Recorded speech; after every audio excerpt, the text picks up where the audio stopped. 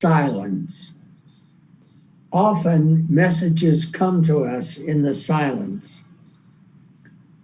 And sometimes when we listen to the silence, you might hear some ancient muse deep within our minds whisper to us softly. And we hear, I am the human spirit. I have lived forever.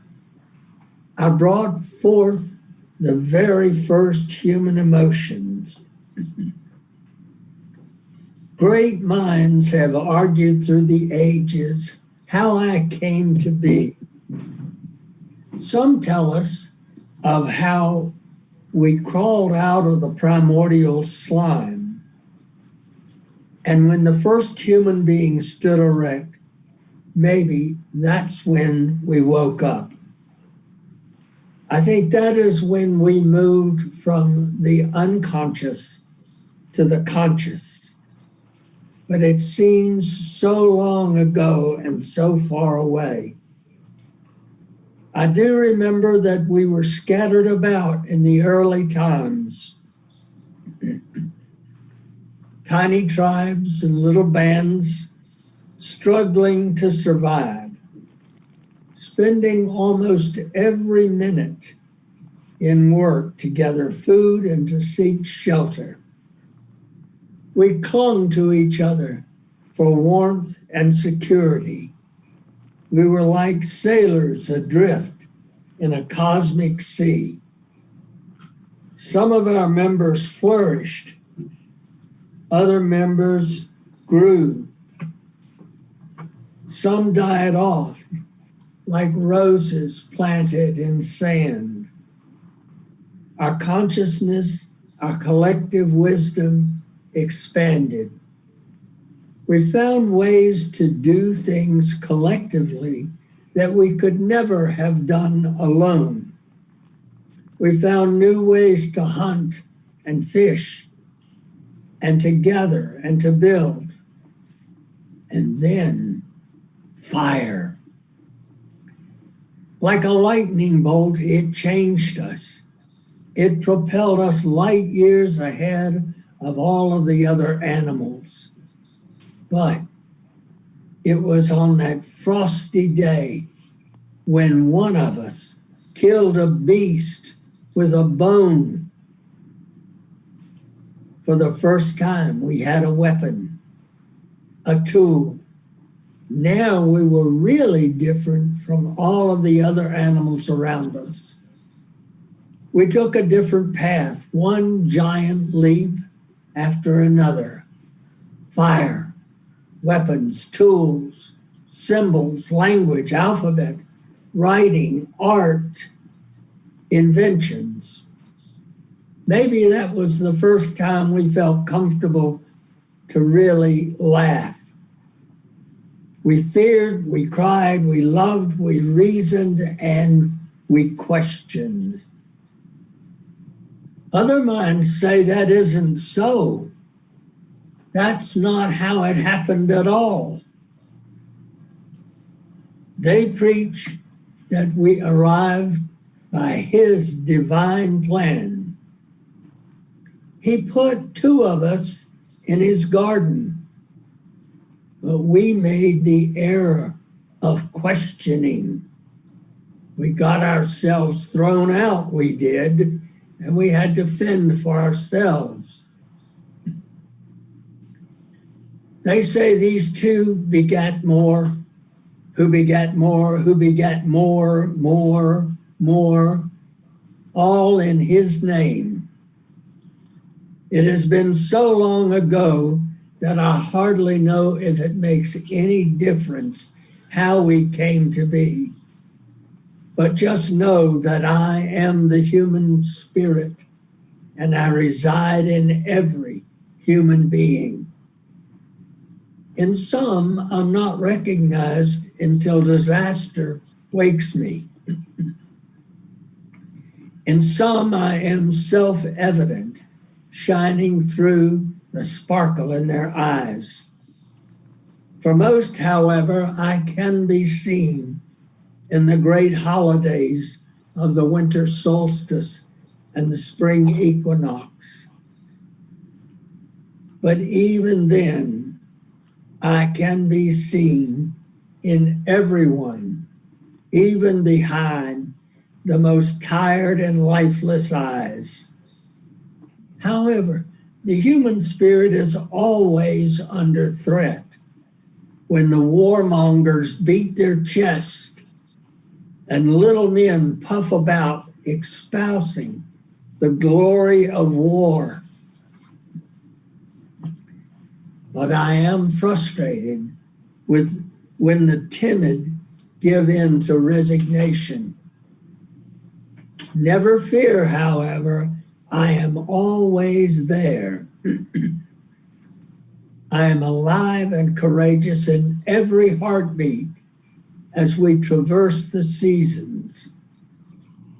I may be bruised about by the senseless death by maniacs, but I've just become more determined by their unholy behaviors. Our struggle to get this far has not been an easy one. Our joy was boundless when we harvested our first crops. Our pain was vicious when storms and floods and blizzards and disease wiped out our game. To hope, we invented wonderful celebrations to rejoice in. We invented rituals to deal with our losses. When the Mongol hordes bit and spat and cursed at each other, and then united and plunged into China and swept across Central Asia, I shivered. My blood turned cold at the sound of their war cries. I feared for us all as our children died at their bloody hands. Our women were stolen and used like livestock. Our young men were left bleeding their life fluids into the earth. They say ashes to ashes, but that made me feel no relief. But we human beings always awoke the next morning. We cleaned up the jumble. We cooked food and we comforted one another. We patched up, rebuilt, and started planning for tomorrow. We have always felt that there was something bigger than we are. So we looked to the stars for answers. We prayed to the rivers, the mountains, the winds, and the trees. Our craftsmen built statues and idols. We erected churches, mosques, and temples.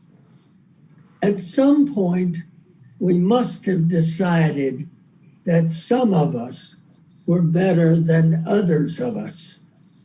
So we anointed them, preachers, priests and seers, kings and rulers, lords and shoguns, generals and presidents. Religions of all kinds sprang up through our ranks. Some people worship one God, while others worshiped another God.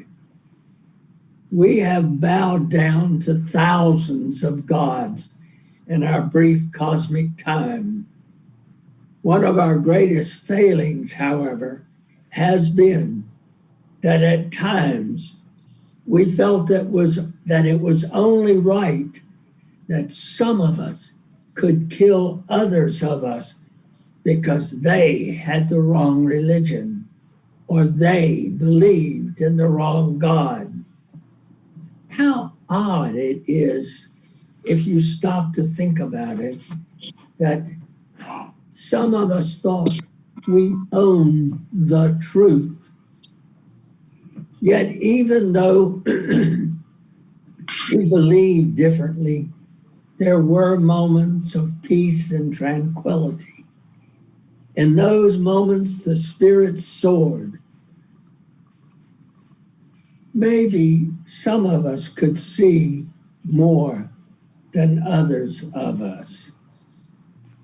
Maybe some had a vision that the rest of us could only imagine. 2,500 years ago, the Buddha left his palace, giving up all of his worldly possessions. He left his wife and his newborn child in search for truth. He grappled with the question of human existence. He sought answers to the questions of poverty, suffering, and disease. He gave us the Four Noble Truths. Confucius synthesized the belief that our personal morality should permeate our personal, social, and governmental life. Moses, the Hebrew prophet, gave us the Ten Commandments, and he taught us monotheism, the one God. For millennia, there have been Christ figures, dozens of them. They taught the basic ethic for living: do unto others as you would have them do unto you. St. Paul encapsulated the religion of Christianity. 1,400 years ago, Muhammad gave us another of the world's great religions. The Spirit surely felt the need for religion because they sprang up all over the globe. We embraced them all. They grew, and sometimes hope flourished because of them. Sometimes we have been enslaved by them. Since those early beginnings, religions have divided and subdivided and changed. Some sprung up while others died off. But the human spirit has never let us stand alone. Hope has always been the cornerstone of humanity. Religious leaders have added to and subtracted from our growth. There have been legions of them. The good ones kept the spirit alive, while the bad ones punished it. There were other types of leaders too. Names like Locke and Jefferson, John and Abigail Adams, Madison. And to these others, their temple was democracy, and their creed was freedom. There have been thousands of wonderful men and wonderful women, mother figures, father figures. They gave to and nurtured the Spirit. They helped us conquer poverty, hunger, disease, and disaster. And even when there was no great leader to follow, the Spirit would not let us quit. We could always hear that wonderful voice inside of us that says, hold on, even when there's nothing left except the will that says, hold on. With all the goodness and kindness available, sometimes things went horribly wrong. Evil ones stood up who were very sick, the soulless ones who tried to kill the Spirit. The English, French, Russians, and Americans ignored the rantings, the racist rantings of the German chancellor. We all played along with him to keep him off our backs. The nasty word, if I recall it correctly, was appeasement. We all made treaties with him. We helped him train his army and air force. When he marched into the Rhineland in 1936, we all looked the other way. He played us one against the other while he took over Czechoslovakia. By this time, it was all over but the shooting. Excuse me, did I say shooting? If it had just been shooting, we might have chalked it up to just another civilized war. However, Hitler and his bloody lieutenants had no intention of stopping at shooting. They gassed, they burned, they tortured, they hanged, they raped, they starved, and they experimented, and they butchered until we literally could not count the dead.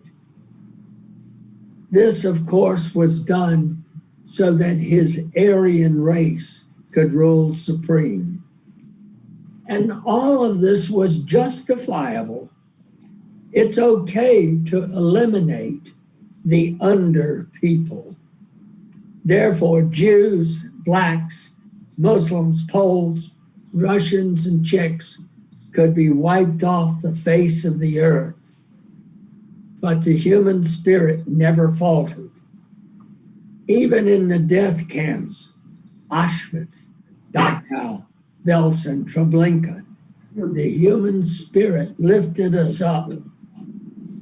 With death awaiting every sunrise, we played secret games. We celebrated birthdays. We felt the spirit of Hanukkah. We exchanged gifts, never giving up hope, and we laughed. We fell in love, remembered lost loves, and comforted one another. Hitler went the way of so many other tyrants, death. He committed suicide. The Third Reich fell. The human spirit picked up the pieces. We dusted off our dirty, blood-stained clothes, and we planned for tomorrow. Stalin gathered his wounded people and offered them hope. Then he purged them. Time and again, he purged them until as many as 20 million people died at the hands of this murderous tyrant. The human spirit never stopped lifting us up. We hoped, we loved, and we always planned for tomorrow. There has probably never been a perfect time in history to get married or to have children. It seems we are always confronted with economic hard times, war, storms, famine, pestilence, and diseases. But the legend tells us that 2,000 years ago in Bethlehem, where the Hebrews were hated by Rome, where citizens were unfairly taxed by corrupt King Herod and his Roman confederates, a child was born. As in other times, there was simply no room in the inn for anyone. So the child was born into poverty. His legend has fed our spirits. We were taught to care for each other, to turn the other cheek, to love our enemies. Herod committed suicide, and the spirit lived on. Muhammad taught us, all of the Christ figures taught us, Gandhi taught us, Buddha taught us. Jefferson, Schweitzer, Mother Teresa, and thousands of others taught us. Our elders taught us. They all taught us and reminded us to be living examples of courage and devotion to life. So, come tyrants, come murderers, come terrorists, liars, thieves. We will survive. The human spirit will survive all kinds of their erratic, crazy, dangerous behaviors. The human spirit of hope is stronger than any force. It binds us to oneness and goodness. It drives us to fall in love, to give, to share, to seek, to question, to refuse, to quit. Tiananmen Square, the Twin Towers, Al-Qaeda's gory path are all symbols of the human spirit pushing against the soulless people on a quest to be free. Out of the ashes of the Oklahoma bombing, the U.S. embassies around the world, the World Trade Center, and suicide bombers everywhere will stand as a reminder that the human spirit cannot be defeated by hatred, bigotry, sexism, racism, and even disease.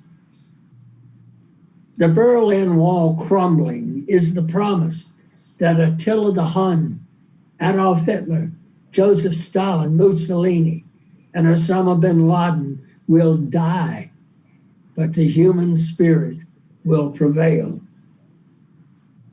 We must be ever mindful that all seasons, all holidays, all celebrations belong to all of us. We human beings are from all times. We are all the non-believer, the Christian, the Jew, the Hindu, the Muslim. We are all black, brown, red, yellow, and white. We are all one tribe. We are the living spirit of humanity. So when great buildings and towers fall under the weight of too much hatred, we will go on. We will live not only in the hope for ourselves, but for all of those yet to be. We will stand together in defiance of all that is wrong. So dare to dream your deepest dream. Learn to move past your disappointments and your tragedies.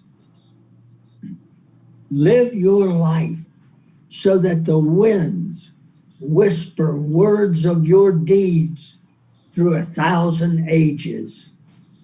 You are the vessel in which the human spirit resides.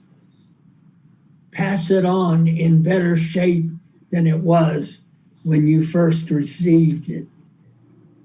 You are the human spirit. You have been alive forever. Thank you.